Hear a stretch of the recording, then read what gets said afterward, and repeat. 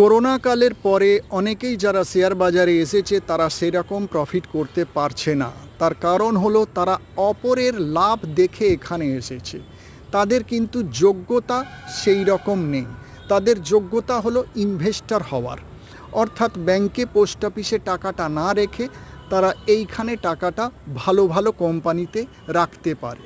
Bank post অফিসে 10 বছরে double দিলে এখানে 4 থেকে 5 বছরে টাকাটা ডবল হবার খুব বেশি সম্ভাবনা। কিন্তু তারা করছে সেটা হলো ইন্ট্রাডে ট্রেডিং।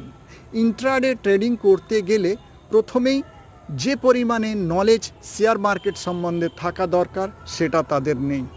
আর দ্বিতীয় হলো ইন্ট্রাডে ট্রেডিং একটি ফুল টাইম কাজ, তারা পার্ট টাইমে করছে, সেই কারণে এইখানে সেইভাবে নজর দিতে পারছে না।